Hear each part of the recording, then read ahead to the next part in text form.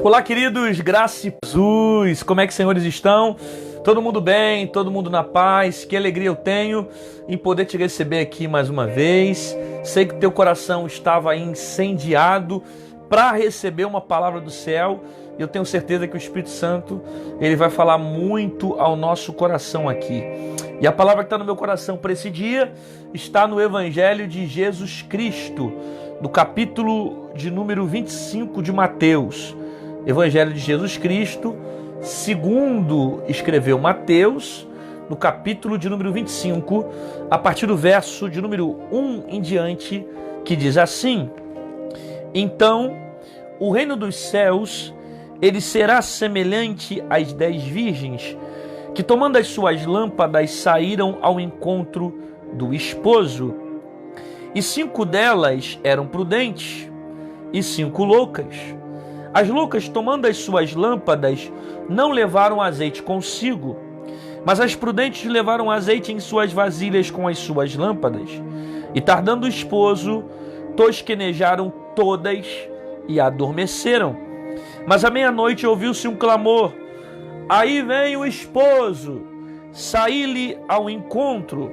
Então todas aquelas virgens se levantaram, prepararam as suas lâmpadas. E as loucas disseram às prudentes: dai-nos do vosso azeite, porque as nossas lâmpadas se apagam.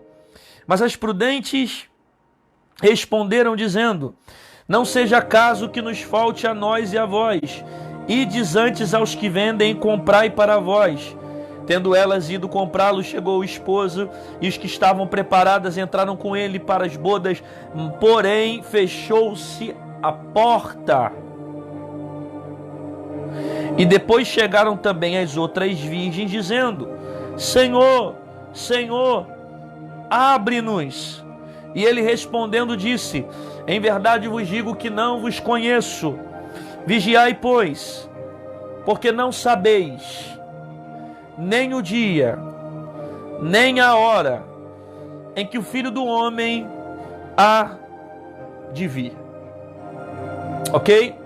Eu acabei de ler aqui Evangelho de Jesus Cristo, segundo escreveu Mateus.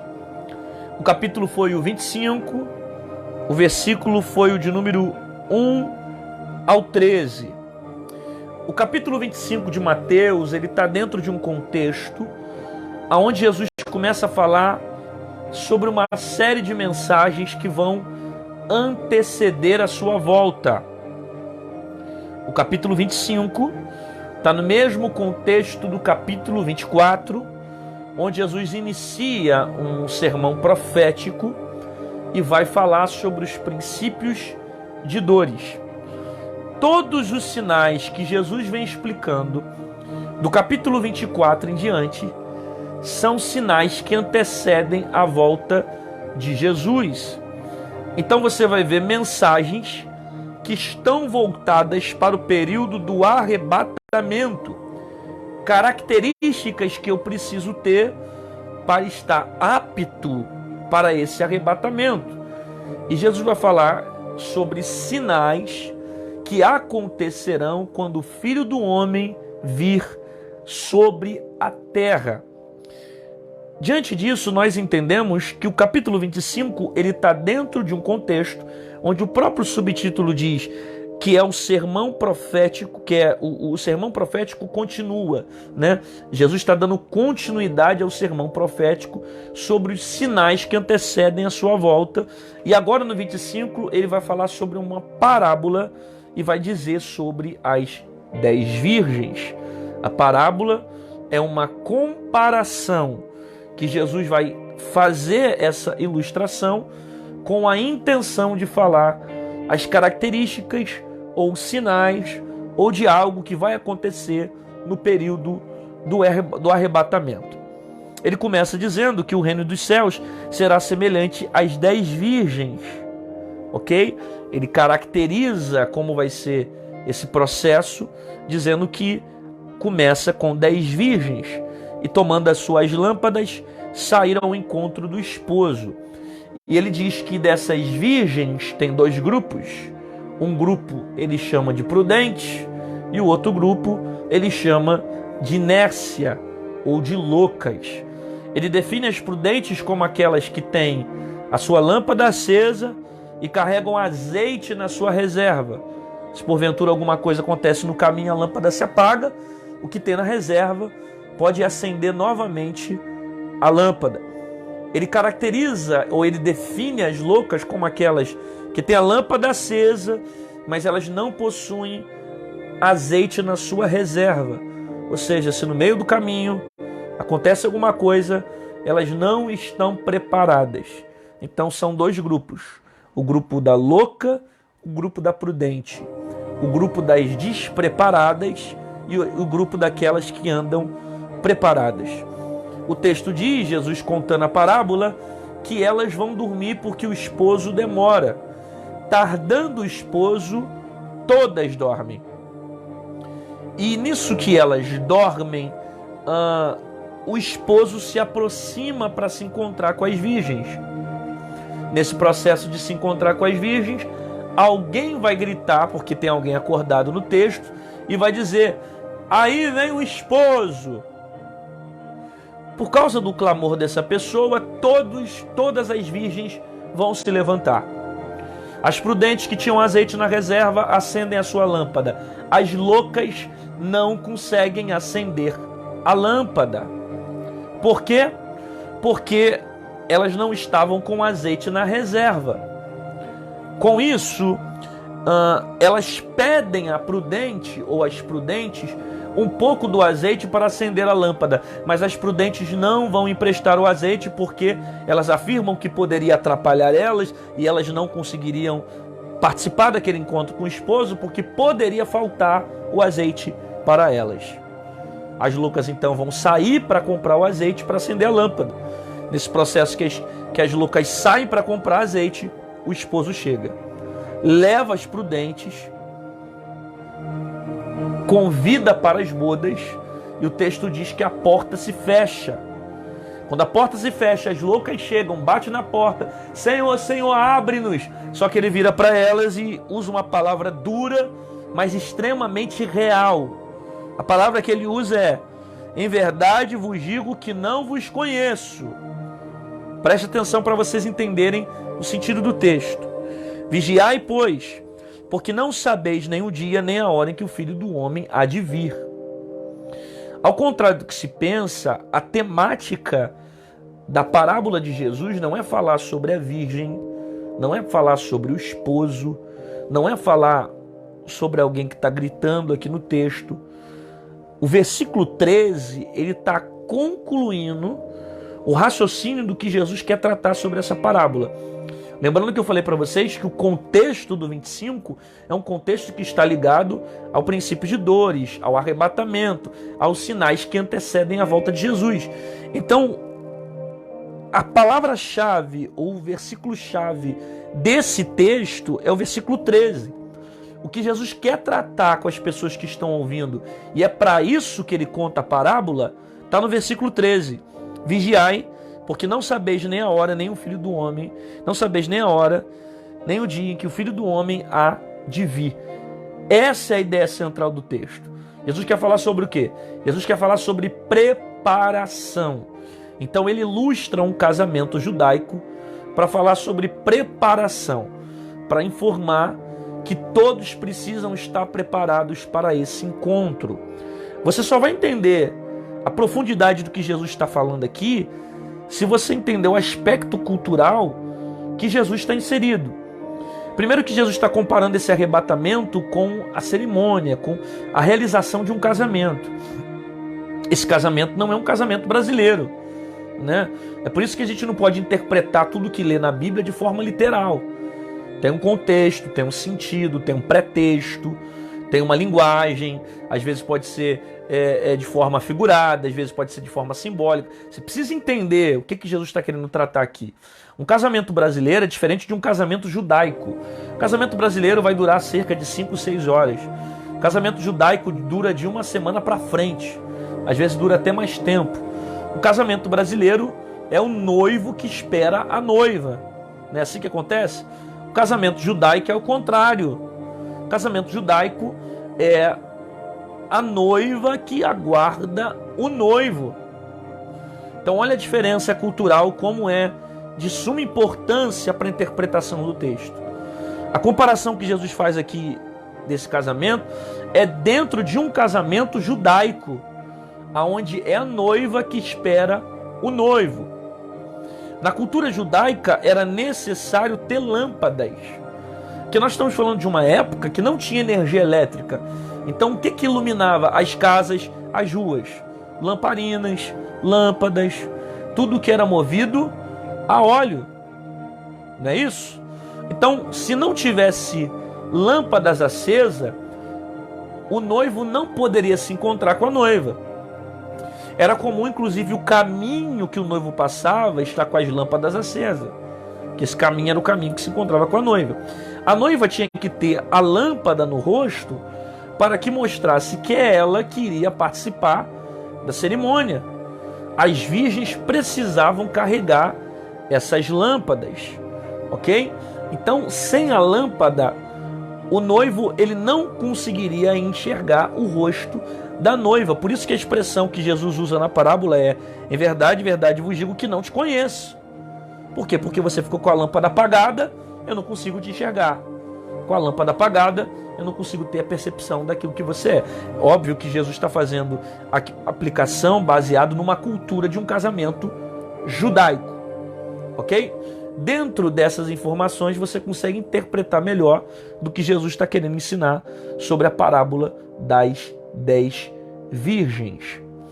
A primeira característica que eu observo no texto, quando Jesus vai falar sobre esse processo de arrebatamento, né, onde a noiva representa a igreja, o noivo representa Cristo, né? A noiva é a igreja, o noivo representa Cristo.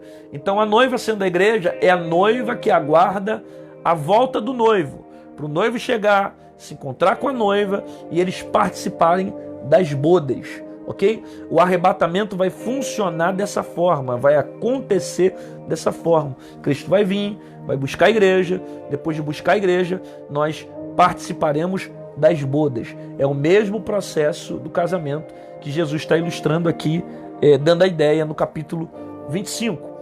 E a primeira característica que eu vejo interessante desse texto é que Jesus afirma dizendo que as 10 eram virgens. A expressão virgindade aqui é para mostrar para nós a ideia de pureza.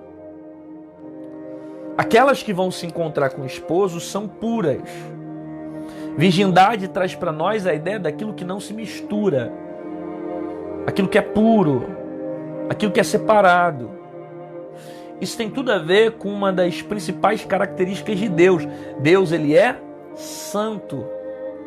Essa foi uma das primeiras características que Deus revelou ao homem, que ele é santo e exige santidade para que haja relacionamento. Ok? Você vai ver isso desde o Antigo Testamento. Por que Deus institui sacerdote? Por que Deus institui levitas? Por que Deus fala a forma como tem que ser adorado? Os sacrifícios, a roupa do sacerdote, tudo isso ligado à ideia de santidade. Não podia ser feito simplesmente pelo ato do homem fazer. Tinha um método para fazer, tinha uma forma para fazer, tinha uma diretriz que Deus dava por meio de santidade para que o homem se encontrasse com Deus. Por isso que o sacerdote, na teologia, ele tem essa função de mediador. Você já deve ter ouvido falar sobre isso, né? Ele era mediador, aquele que pegava o sacrifício do povo, levava para Deus. A oferta do povo, levava para Deus. Porque o povo não tinha qualificação para se encontrar com Deus. Havia pecado, havia sujeira. Então o sacerdote era alguém separado, especificamente para um propósito, que fazia com que esse relacionamento de Deus e o povo se mantesse. Né? Como é que era feito isso? Com ofertas e sacrifícios, e o sacerdote ele fazia aquela mediação, ok? Então essa ideia de santidade, ser algo santo, separado, aquilo que não se mistura. Santo vem de uma expressão chamada kadosh, uma expressão hebraica. No hebraico significa kadosh. Se você mudar o radical de kadosh para kadesh, ele vai trazer a ideia daquilo que não se mistura, aquilo que não se separa. Aquilo que não se suja, que não se corrompe, aquilo que é puro, né? que não tem mácula, que é incorruptível, que não se contamina. essas mulheres que vão estar preparadas para se encontrar com o esposo precisam ter essa característica de pureza. Precisam ser santas. Por isso que Hebreus diz que sem santidade ninguém verá a Deus. Ah, mas eu estou na nova aliança, Jesus morreu por mim. Tá, tem uma diferença, mas a ideia de santidade continua sendo a mesma. A diferença é que no Antigo Testamento o processo de santificação acontecia com sacrifício de animal. No Novo Testamento, o processo de santificação acontece através da morte de Jesus, porque o sangue de Cristo me purifica de todo pecado. Ele é o nosso sumo sacerdote e é através dele que nós somos sarados, curados, restaurados, santificados todos os dias. Porém, a ideia de santidade continua sendo a mesma. Mesmo Cristo morrendo na cruz, mesmo Cristo consumando ali o ato da cruz e exercendo ali uma nova aliança, essa ideia de santidade continua presente, porque o próprio disse: seja santa assim como eu sou santo. Por isso, as características que a igreja precisa ter e lutar para construir até lá é uma característica sem mácula, sem mancha, que vive ou que busca a santidade, porque Deus é santo. Segundo, Jesus vai dizer aqui que nessa característica das virgens, 5 eram prudentes e 5 eram loucas. Olha que interessante isso. Ele está colocando 2 grupos. O primeiro grupo, o grupo daquelas que são preparadas. O segundo grupo, daquelas que são despreparadas. Jesus diz que prudentes são aquelas que carregam azeite na sua reserva. Loucas são aquelas que têm a lâmpada acesa, mas não têm reserva. E aquela que não tem reserva, ele chama de louca. Ele chama de doida. São as despreparadas. Esses são os 2 grupos que nós encontramos dentro da igreja. O grupo daqueles que carregam a sua lâmpada acesa e a reserva cheia de azeite, e aqueles que estão com a lâmpada acesa, mas não têm reserva. São 2 grupos que existem dentro da igreja. Os grupos daqueles que se preparam e os grupos daqueles que andam despreparados. O grupo daqueles que andam prudente e o grupo daqueles que andam de maneira insensata. O grupo daqueles que se preparam e o grupo daqueles que estão despreparados.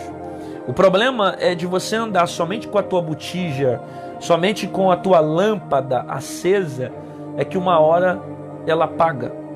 Em algum momento da vida a sua lâmpada vai apagar. Em algum momento da sua vida você vai passar por ventos, vai passar por crise, vai passar por guerras, vai passar por adversidade que vai fazer com que a sua lâmpada apague. E se você não tiver reserva, você não vai ter estrutura para acender a lâmpada novamente. A igreja precisa lutar para manter uma vida na reserva. Não somente andar com a lâmpada do momento, porque o texto mostra para nós que chega uma hora que o momento acaba. Uma hora o momento termina. Quem vive apenas pelo momento não se sustenta com o propósito. O propósito é permanecer com a lâmpada acesa até a volta do noivo. Quem vive apenas pelo momento, as circunstâncias fazem a lâmpada apagar. Quem vive apenas pelo momento caminha pelo lado das despreparadas, aonde qualquer crise, qualquer vento, qualquer problema, qualquer dificuldade apaga a lâmpada. Então eu preciso estar com a minha reserva cheia para estar preparado para se encontrar com o esposo, porque a qualquer momento ele vem. E se eu viver somente com o que eu tenho agora, possa ser que amanhã eu não tenha mais. Eu tenho que caminhar além daquilo que eu preciso agora. Eu tenho que caminhar com reservas. Eu tenho que caminhar com estrutura. Eu tenho que caminhar com a minha reserva cheia de azeite. Tem pessoas que só estão de pé hoje, estão conseguindo vencer adversidades hoje, estão vencendo crises hoje, porque lá atrás oraram, porque lá atrás jejuaram, porque lá atrás fizeram propósito, porque lá atrás tiveram momentos com Deus, porque lá atrás tiveram tempos de oração.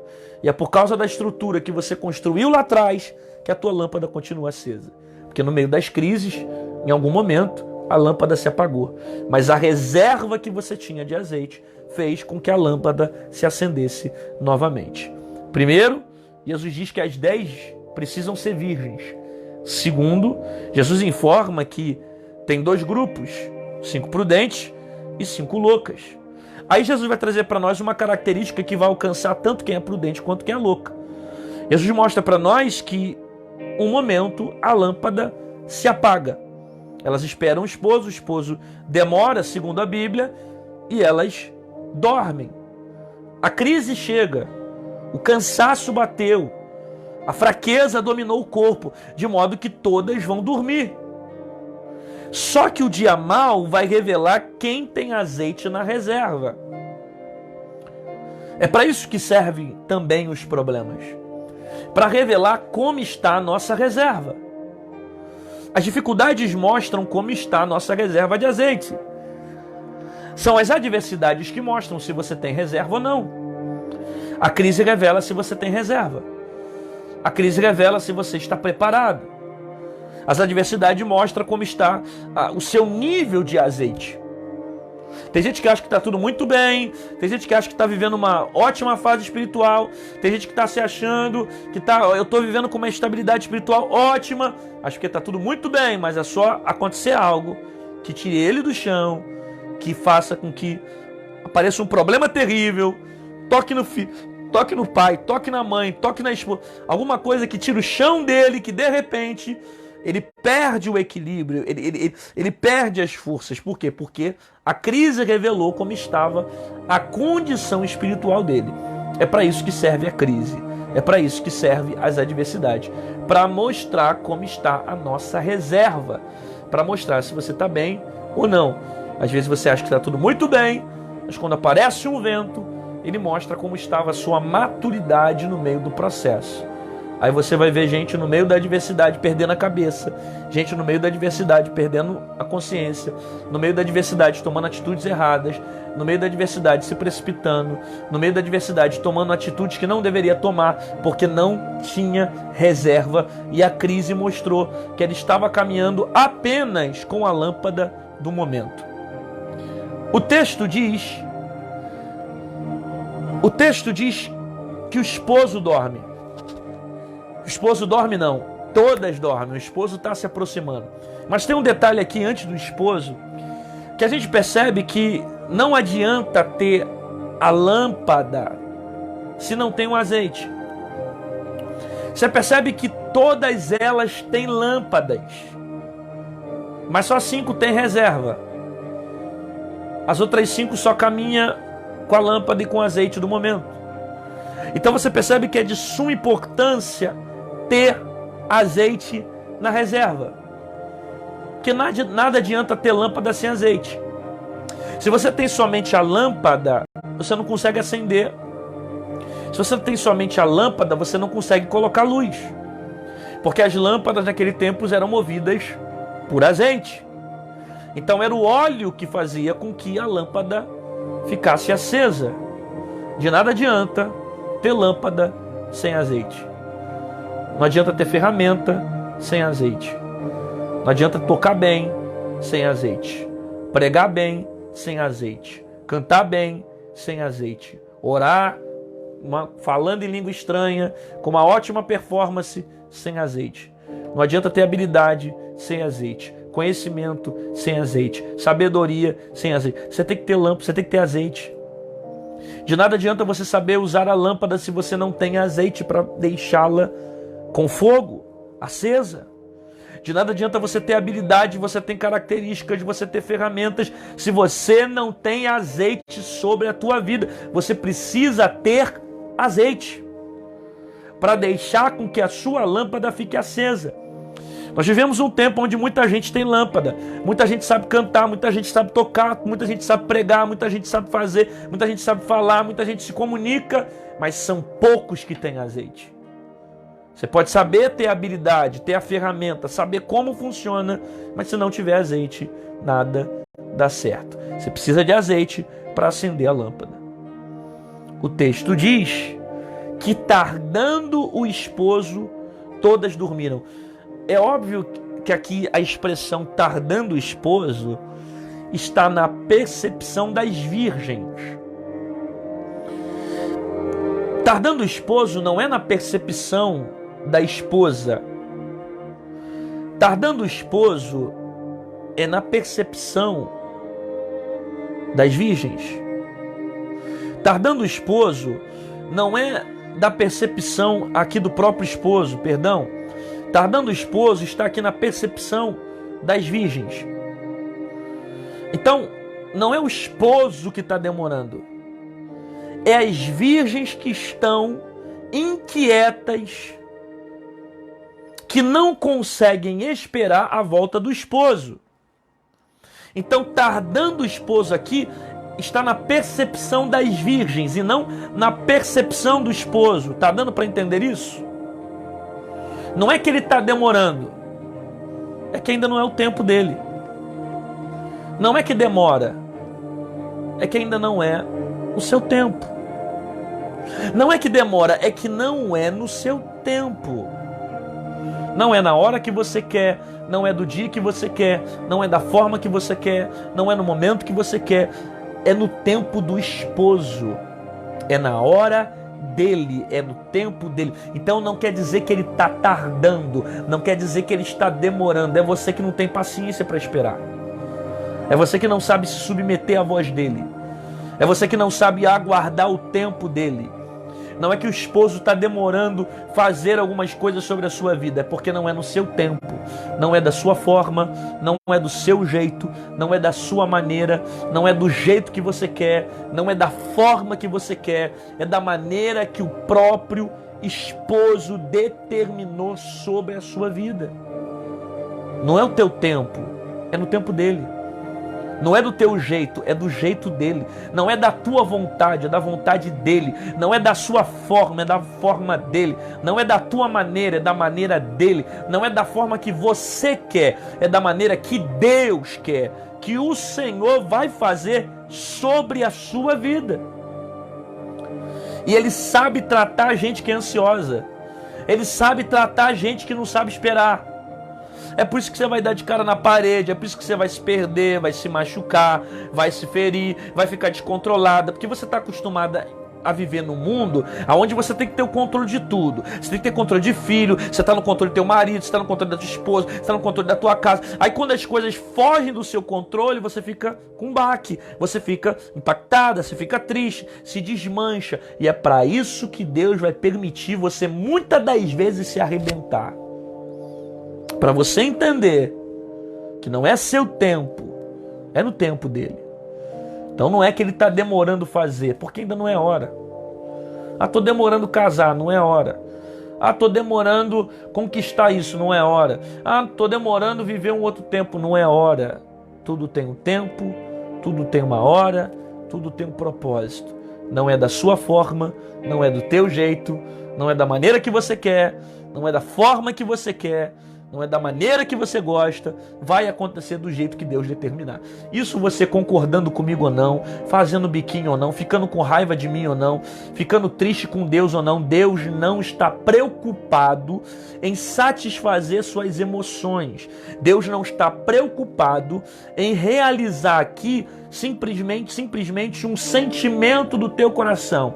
Deus está preocupado em realizar um propósito, em fazer algo de acordo com a vontade dele, com o propósito dele, e você, para sofrer menos, precisa entrar no querer de Deus, você querendo ou não. O texto diz que o esposo demora, está na Bíblia, e tardando o esposo, ou seja, na percepção delas, tardando o esposo, todas dormiram. Eu acho interessante essa expressão, eu gosto muito de analisar cada palavra do texto, e o texto fala que todas dormiram. Todas dormiram. Todas. Presta atenção. Não é só as loucas que dormiram. Não é só as doidas que dormiram. Prudente também dorme. Quem está preparado também dorme. Quem tem reserva também dorme. Quem tem azeite na reserva dorme também. Então você percebe aqui no texto uma realidade que Jesus está mostrando na parábola.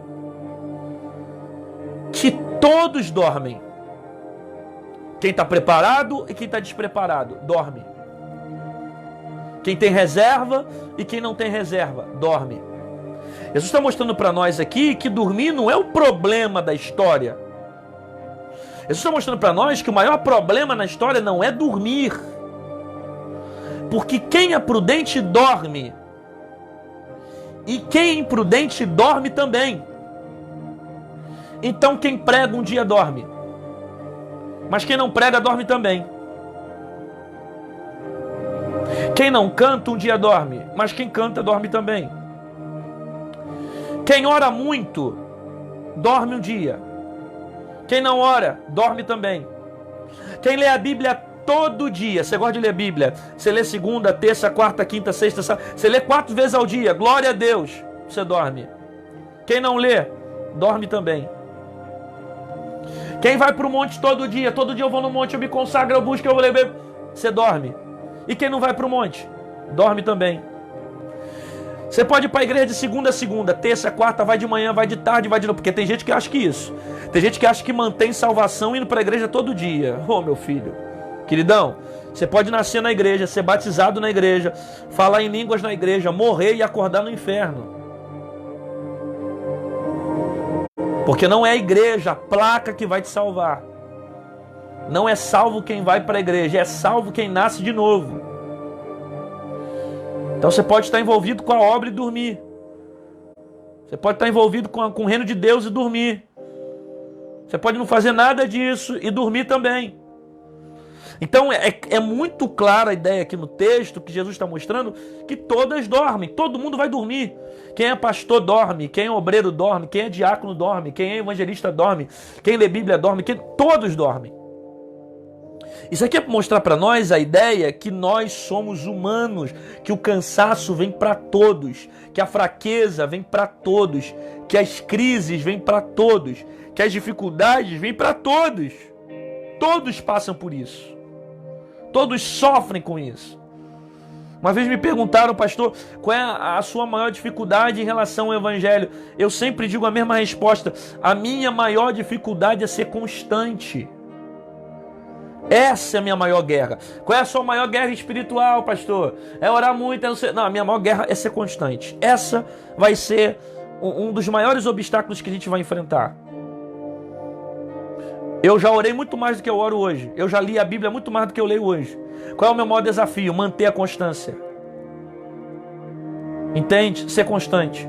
Porque tem dia que você vai orar muito, tem dia que você não vai orar nada. Tem dia que você vai se consagrar, vai estar com muita força, tem dia que você não vai ter força nenhuma. Tem dia que você vai ser crente, você vai pensar as coisas do céu, você vai amar a Deus. Tem dia que você vai estar fraco, cansado, não vai conseguir vencer um mosquito. Tem dia que você expulsa uma legião, enfrenta uma guerra, se sente o super-homem de muita autoridade que Deus entregou para você. Tem outros dias que você não tem fé, nem para profetizar sobre a sua vida. Então qual é a nossa guerra? A nossa guerra é ser constante, é permanecer fiel até a morte.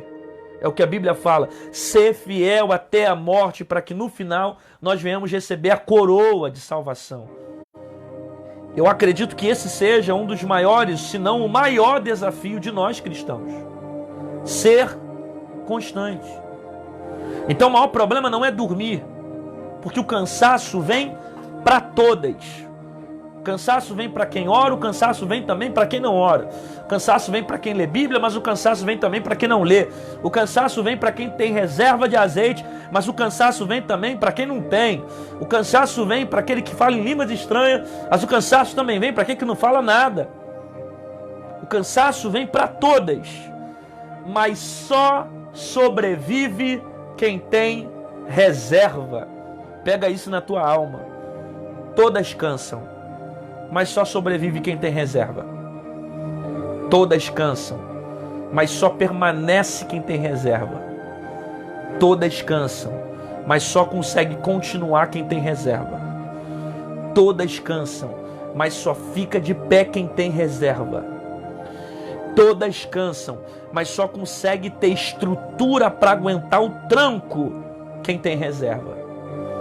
Quem não tem reserva não permanece. Quem não tem reserva não suporta. Eu tenho ciência que tem muita coisa que me faz estar de pé hoje por causa das reservas que eu fiz lá atrás. Tem gente que só está de pé hoje por causa das reservas que tinha lá atrás.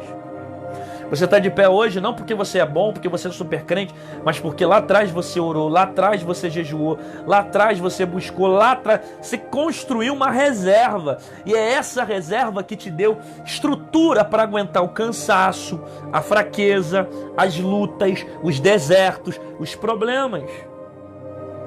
Então o problema não é você cansar. O problema não é você enfraquecer. O problema não é você perder as forças. O problema é que você só sobrevive se você tiver reserva. Você tem que ter reserva. Se não tiver reserva no azeite, você não vai suportar os ventos. Se não tiver reserva, você não aguenta a guerra. Se não tiver reserva, os processos te derrubam. Se não tiver reserva, na hora que a coisa quebrar, que o caminhão chegar, que a luta aparecer, que der problema com o filho, com o marido, com a esposa, na hora que você passar guerra no casamento, você vai desviar da igreja. Você vai procurar outra coisa, vai para outra religião. Você tem que ter reserva para permanecer a lâmpada acesa. Sem reserva, você não suporta. Todas dormem, mas só sobrevive quem tem reserva. O texto diz que todas dormiram, mas à meia-noite ouviu-se um clamor: aí vem o esposo. O texto diz que todas dormiram, mas à meia-noite alguém grita: aí vem o esposo. Então pera. O texto está se contradizendo? Porque o texto falou que todas dormiram, mas tem alguém acordado aqui. Alguém está acordado e está gritando: ele está vindo aí. E é por causa do clamor desse cara, que eu não sei se é homem, se é mulher, não sei qual é o nome dele, eu só sei que ele é de suma importância para essa história, porque é por causa do clamor dessa pessoa que as virgens acordam. Todas dormiram, mas nem todos dormiram. Eu vou repetir isso. Todas dormiram, mas nem todos dormiram. Tem gente acordado clamando. Tem gente acordado intercedendo. Tem gente acordado dizendo: desperta, virgem. Tem gente acordado dizendo: o noivo está chegando. Tem gente acordado dizendo: ele está se aproximando. Tem gente acordada dizendo: ele está vindo, está muito perto. Alguém está acordado, não sei qual é o nome dele, não sei quem ele é, eu só sei que ele está gritando: o esposo está vindo, o esposo está chegando, o esposo está se aproximando. Alguém está clamando nessa história. Alguém está intercedendo nessa história. Então para com esse negócio de dizer que está todo mundo dormindo. Para com esse negócio de dizer que a igreja se perdeu, que ninguém mais presta, que só tem gente que está dormindo, que tá vivendo uma mentira, que está escandalizando, que cada vez mais tem escândalo dentro da igreja. Cuidado você cair na síndrome de Elias, de achar: ah, Senhor, não tem mais profeta na terra, só sobrou eu. Aí Deus vai precisar descer para te corrigir e dizer: Elias, para dessa frescura, porque ainda tem 7.000. Ainda tem 7.000 que não se prostrou diante do sistema. 7.000 que não se encurvou diante de Baal. 7.000 que ainda é crente, que faz a diferença. Nem todo mundo está dormindo. Tem gente de madrugada orando. Nem todo mundo está dormindo. Tem gente dizendo: Deus, acorda a igreja, usa o meu pastor, desperta a liderança. Nem todo mundo está dormindo. Tem gente orando dizendo: Deus, traz meu filho para a tua presença, traz de volta fulano, traz fulano de volta, restaura a aliança de fulano. Nem todo mundo está dormindo. Ah, mas eu estou numa igreja que o pastor desviou, a liderança desviou, mas tem alguém acordado lá clamando. Alguém está gritando dizendo: o esposo está vindo, alinha a sua vida, desperta. Tem alguém que Deus colocou acordado. Alguém ficou acordado clamando. Alguém ficou acordado intercedendo. Alguém está servindo aqui para despertar as virgens. E eu quero que você entenda isso, porque nem todos estão dormindo. Tem muita gente que está clamando. não tem nome, não tem placa, a gente não sabe se tem título, a gente não sabe qual é o cargo dele, mas a gente sabe que é alguém que tem compromisso com Deus. A gente sabe que é alguém que está percebendo que o esposo está vindo. A gente sabe que é alguém que está se aproximando, alguém que está dizendo, ó, o noivo está vindo, está chegando perto, acorda! Está na hora de levantar, está na hora de sair do sono da indolência, está na hora de largar o pecado, está na hora de largar o mundo, está na hora de viver um novo tempo, está na hora de despertar. Alguém está acordado, clamando, alguém está intercedendo, alguém está dizendo, o esposo está se aproximando. Aí o texto diz que por causa do clamor do esposo, todas as virgens se levantaram. Isso aqui é fenomenal. Porque o clamor de um gerou despertamento em todas. Elas só levantaram por causa de um clamor. Se esse cara aqui não clama, elas continuariam dormindo. Mas por causa de alguém que está acordado, por causa de alguém que está clamando, todas vão despertar. O teu clamor vai acordar muita gente. O teu clamor desperta muita gente. Não diga para mim que todos estão dormindo, porque tem alguém ainda dizendo para você, através de uma live como essa, o esposo está voltando. Ah, não se prega mais sobre arrebatamento, quanto tempo eu não ouço mais mensagem sobre a volta de Jesus. Alguém está gritando para você agora e dizendo, o esposo está voltando. Alguém está chacoalhando a tua vida nesse dia e dizendo, está na hora de você despertar, está na hora de você acordar, está na hora de você levantar a sua cabeça, está na hora de você mudar a sua vida, está na hora de você levantar o teu coração, está na hora de você alinhar a tua fé em Cristo Jesus, porque o esposo está voltando. Num tempo onde só se prega sobre bem-estar, num tempo onde só se prega sobre dinheiro, um tempo onde só se prega sobre casamento, namoro, bem-estar, prosperidade, e é isso, é aquilo, que Deus vai te dar casa, vai te dar carro, vai te dar dinheiro, é alegria, é saúde emocional, é saúde física, nada contra tudo isso, eu acho que Deus tem o melhor para você, mas entenda, antes de Deus te dar saúde física, emocional, Ele quer levar você para a eternidade. A principal proposta do Evangelho não é te dar casa nem carro. A principal proposta do Evangelho é te dar salvação. Essa frase é de John Piper. Cristo não morreu numa cruz para te livrar da pobreza. Cristo morreu numa cruz para livrar a tua alma do inferno. Então você pode ser pobre, morrer pobre, mas se morrer com Cristo, você já recebeu a principal dádiva do Evangelho, que é a eternidade. A eternidade tem que ser o principal motivo para você levantar a mão todos os dias e dar glória a Deus. A principal motivação de você ir à igreja, ouvir a palavra, ler a Bíblia, jejuar, se consagrar, se relacionar com as pessoas, participar dos cultos, tem que ser a salvação. Tem muita gente que vai para a campanha para Deus abençoar o filho, abençoar o pai, abrir a porta. Eu não estou pregando contra a campanha, eu só estou pregando a ideia que você vai para a igreja para buscar coisas somente da terra e se esquece de louvar a Deus pela sua principal motivação, que é a eternidade. Cristo não morreu numa cruz para te livrar da pobreza, Cristo morreu numa cruz para livrar a sua alma do inferno. A principal proposta do Evangelho é salvação. E qualquer um que pregue o contrário disso não está pregando o Evangelho de Jesus. Porque a principal proposta do Evangelho é a salvação. O que deve motivar a minha vida de estar com Cristo é a salvação. Por causa de um clamor de uma pessoa, todas despertaram. Teu clamor vai acordar muita gente na tua casa. Teu clamor vai acordar muita gente na tua família. Teu clamor vai acordar muita gente dentro da tua parentela. É por causa da tua oração que o filho não vai morrer. É por causa da tua oração que o casamento não vai acabar. É por causa do teu clamor que vai haver salvação dentro dessa casa. Porque alguém que estava dormindo vai despertar.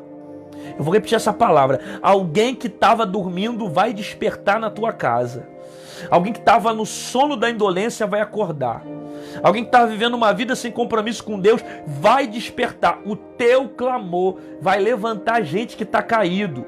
Eu não estou pregando só para gente que não conhece o evangelho, eu estou pregando para gente que está na igreja, mas está dormindo, gente que está na igreja e está desviado, gente que está na igreja, mas está sem propósito. É possível ter gente dentro da igreja, envolvido com a obra de Deus, mas perdeu o relacionamento com o dono da obra. Gente que prega, que canta, que toca, mas não ora, não tem tempo com Deus, não tem relacionamento com Deus, não tem intimidade com Deus. É possível gente que está dentro da igreja e está fora da presença, está na igreja, mas está desviado, está da igreja, mas está fora dos princípios, está da igreja, mas está frio, está na igreja, mas perdeu a fé, está na igreja, mas está dormindo como as virgens, que são virgens, mas dormiram. Mas alguém vai clamar nessa casa, alguém vai interceder nessa casa, e quem estiver dormindo vai despertar. Quem estiver dormindo vai acordar, vai passar por um despertamento. O texto diz que todas as virgens se levantam. Todas se levantam. As loucas se levantam. Tentam acender a lâmpada. Não conseguem. Pedem o azeite emprestado para as prudentes. As prudentes não vão emprestar o azeite, porque elas afirmam: se nós emprestarmos para vocês, possa ser que falte para nós. E nós precisamos estar com a lâmpada acesa para se encontrar com o esposo. Percebe? As loucas pedem o azeite, mas elas não conseguem emprestar do azeite das prudentes. Esse texto mostra para nós a ideia que o seu irmão não vai poder te salvar. É duro você ouvir isso, mas é uma realidade bíblica e teológica. Teu irmão não vai poder te salvar. Essa frase é clichê, mas é verdadeira. A salvação é individual. Teu irmão pode orar por você, teu irmão pode te ajudar, teu irmão pode fazer muita coisa, mas ele não vai poder te salvar. Ele não vai te levar para a eternidade. Você não vai conseguir subir segurando na perna do seu irmão. Você não vai conseguir subir segurando nos pés do seu irmão. Não, não, não. A salvação é individual. Ele não vai emprestar o azeite para você. É você que tem que zelar. É você que tem que lutar pelo teu próprio azeite. É você que tem que guardar aquilo que Deus te deu. Tem muita gente que recebe o azeite do céu, mas não guarda aquilo que recebeu. Tem muita gente que recebe o azeite, mas não consegue preservar o azeite. Perde o azeite por causa de uma situação, perde o azeite por causa de uma palavra, perde o azeite por causa de uma circunstância, perde o azeite por causa de coisas pequenas. Você precisa preservar aquilo que já está sobre a sua vida. Você precisa preservar uma vida de azeite, porque a salvação é individual. É tanta gente que vai para a igreja, vai para os cultos, mas não preserva aquilo que recebeu. Vai para a igreja e volta da mesma forma. Vai para a igreja e volta com o mesmo coração. Não muda caráter, não muda comportamento, não muda mente, não muda nada. Continua sempre da mesma forma. Porque a gente que ouve a palavra, mas não vive a palavra. Ouve a palavra, não pratica a palavra. Ouve a palavra, mas não preserva a palavra. Você tem que preservar o azeite. Você tem que guardar o azeite. Você pode ouvir uma mensagem como essa e dizer: nossa, Rodrigo Santana estava inspirado hoje, trouxe uma mensagem muito bíblica, nossa, que palavra linda sobre o arrebatamento, gostei. A palavra foi muito bonita, a palavra pode ser linda e não mudar a sua vida, porque não é a palavra linda que vai te mudar. O que transforma você é o que você faz quando a palavra termina. É o que você faz com a palavra que você guarda. É o que você faz com a palavra que você escuta. O que muda a sua vida é a palavra que você coloca em prática. O problema de você ouvir muitas mensagens e não vivê-las é que essas mensagens não transformam a sua vida. Não basta apenas você ouvir e entender, você precisa praticar a palavra, você precisa viver a palavra, você tem que preservar o azeite. Por quê? Porque o seu irmão não vai poder te salvar. A salvação é individual. Elas percebendo que o esposo estava próximo, dobre a sua atenção. Percebendo que o esposo está próximo, elas decidem saírem para comprar o azeite. As loucas, percebendo que o esposo está próximo, decidem saírem para comprar o azeite. E nesse momento que elas saem para comprar o azeite, o esposo volta, busca as virgens prudentes e leva para as bodas.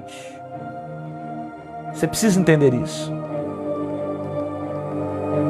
Porque nesse processo que elas saem para comprar o azeite, saem para dar uma voltinha para comprar o azeite, o esposo volta, busca as prudentes, leva para as bodas e a porta fecha.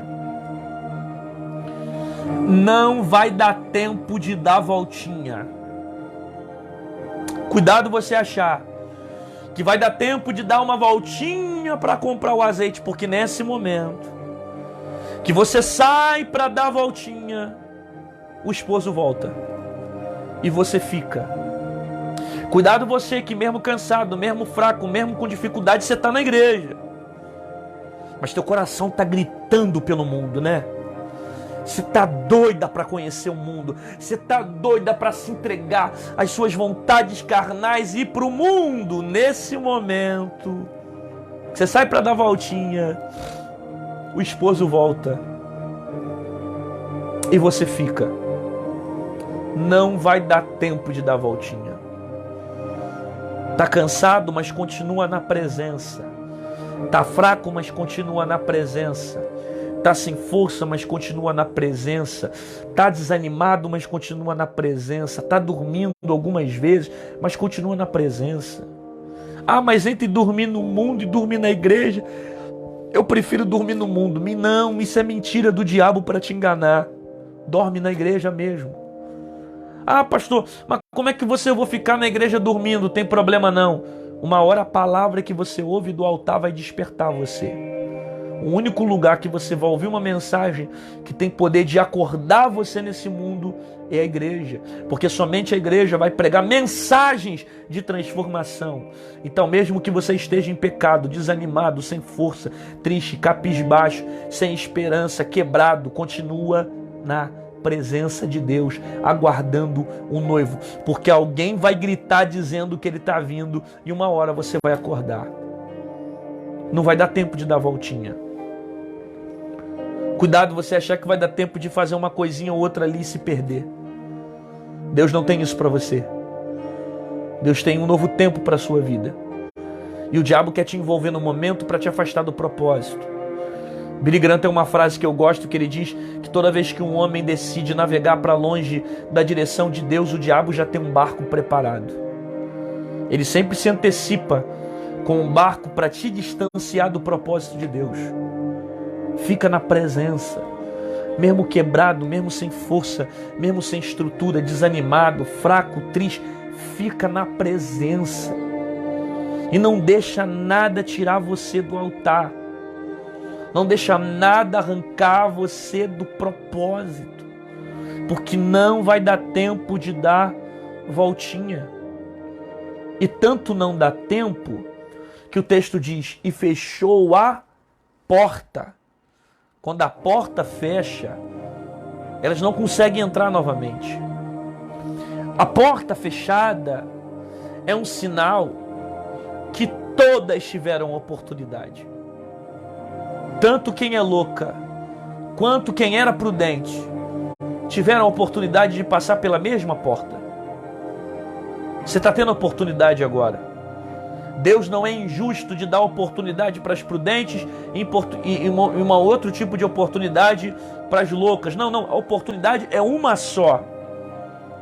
É o que eu disse.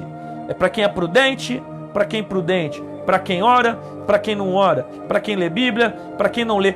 Todos têm a mesma oportunidade. Mas a decisão de passar pela porta é sua. A porta fechada é um sinal que você teve oportunidade, mas você não soube aproveitar. Você está tendo a oportunidade de ir à igreja, mas todos os dias você troca a presença de Deus por causa de um prato de lentilha. Você troca a presença de Deus por causa de um pecado, troca a presença de Deus por um momento, troca a presença de Deus por causa de coisas pequenas. Você troca a presença de Deus por qualquer coisa. Mas Deus está te dando a oportunidade. Você está ouvindo a palavra agora? Está ouvindo a voz de Deus? Não espera ir para a igreja para se reconciliar. Se reconcilia agora nesse vídeo. Confessa Jesus como teu Salvador agora no vídeo. Não espera a porta fechar para depois você ver realmente a palavra era séria e eu não pratiquei aquilo que eu ouvi. Se for para se converta agora. Para se entregar, se entrega agora. Para passar pela porta, passa agora. Porque uma hora a porta fecha. Uma hora a oportunidade acaba. Uma hora as coisas não vão mais acontecer. E Deus está te dando a mesma oportunidade que Ele dá a mim, Ele está dando a você. Ele é justo. Ele não dá só oportunidade para quem ora, para quem lê a Bíblia, para quem vai à igreja.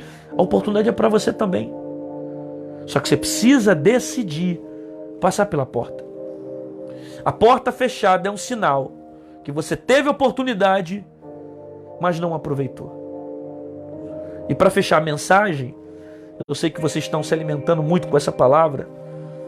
Para fechar, quando a porta se fecha, tem uma pérola aqui nesse final que é tremenda. A expressão que elas usam. A porta fecha, elas saíram para comprar o azeite, voltaram para se encontrar com o esposo, vão bater na porta. Senhor, Senhor, abre-nos. Só que ele vira de uma forma dura e diz para ela: em verdade vos digo que não vos conheço. Você consegue perceber a expressão que elas usam para se referirem ao esposo? Elas usam dizendo: Senhor, Senhor, abre-nos. Mas se você observar antes, o texto apresenta ele como esposo. Mas quando a porta fecha, elas o chamam de Senhor. Se vocês leem antes os versículos anteriores, a narrativa mostra ele como esposo. Mas quando a porta fecha, elas o chamam de Senhor. A expressão esposo e a expressão Senhor denotam para nós características de relacionamento diferente. Porque o relacionamento de um esposo é um relacionamento que tem intimidade. O relacionamento de Senhor é um relacionamento de alguém que está distante. Esposo, intimidade. Senhor, distância. Eu respeito, tenho temor, sei que Ele é grande, quem Ele é, mas esposo denota muito mais intimidade do que Senhor. Antes era chamado como esposo. A porta fechou, elas chamam de Senhor. Porque quem sai para dar voltinha perde a intimidade. Eu vou repetir essa frase. Quem sai para dar a voltinha perde a intimidade. Você vai ver muita gente que por causa da voltinha se desviou.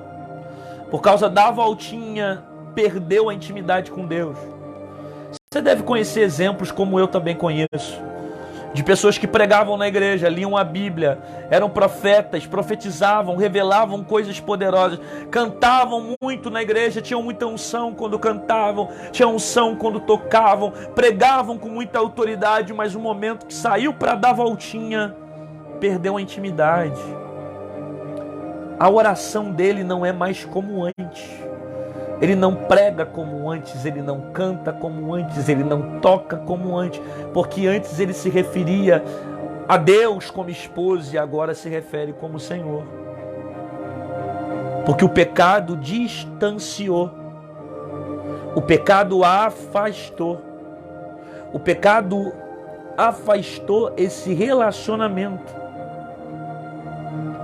Quem sai para dar voltinha perde a intimidade. Não dá voltinha não. Porque nesse tempo que você tem para se afastar, para procurar o mundo e se envolver com as coisas lá fora, você vai perder a intimidade. Você vai perder muita coisa que você vem construindo com Deus até agora. Você vai perder muita coisa que você tem se envolvido com Deus até agora. Não deixa o pecado tirar o propósito de Deus sobre a sua vida. Não deixa o pecado destruir a tua intimidade com Deus. Preserva ela. Você demorou tanto tempo para construir isso. Você demorou tanto tempo para manter esse relacionamento. E não pode deixar com que as coisas do mundo, com que o pecado, que as coisas dessa terra venham te afastar do propósito de Deus. E eu não posso deixar de aproveitar uma mensagem como essa, pregada sobre a volta de Jesus e o arrebatamento. Perguntar se você não quer restaurar a sua aliança com Cristo. Se você não quer voltar para Jesus nesse momento. E aproveitar que a porta ainda está aberta. Aproveitar que você tem uma oportunidade de reconhecer Jesus como o Senhor da sua vida.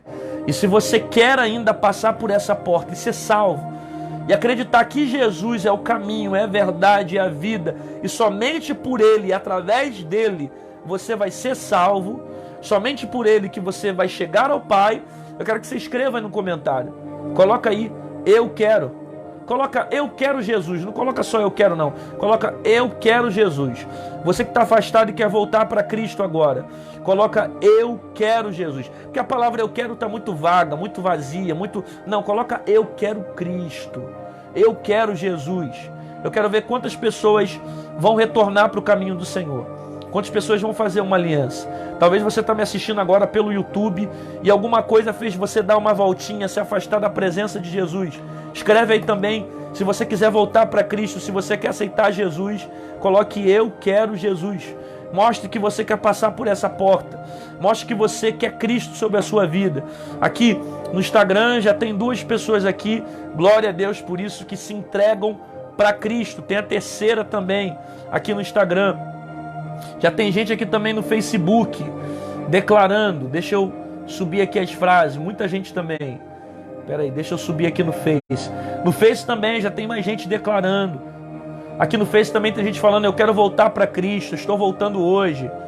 Alguns confirmando a sua aliança. Tem mais gente aqui também no Instagram. Isso, se entrega para Cristo, se envolve. Ele é a porta de salvação que nós precisamos. A Bíblia diz que aquele que confessa o nome de Cristo diante dos homens, o Senhor confessará o teu nome diante de Deus. Olha ali mais um irmão ali dizendo eu quero Jesus. Tanto no Face, no Instagram, tem muita gente renovando a aliança com Deus, né? E você no YouTube também. Deus abençoe sua vida, sua casa, sua família. Aproveita que essa porta ainda está aberta, porque um dia ela vai fechar. As loucas, elas não conseguiram passar pela porta, mas você está tendo a oportunidade de passar por essa porta. Então, aproveite essa oportunidade. Ande com Cristo. Permaneça nele. Não apenas escute essa palavra, vive essa palavra, pratique essa palavra. Muita gente aqui no Face, eu já perdi até a conta de gente aqui na Instagram, Facebook, tanta gente que decidiu se entregar para Cristo e colocar a sua vida ao Senhor. Que Deus abençoe sua vida, sua casa, sua família, em nome de Jesus.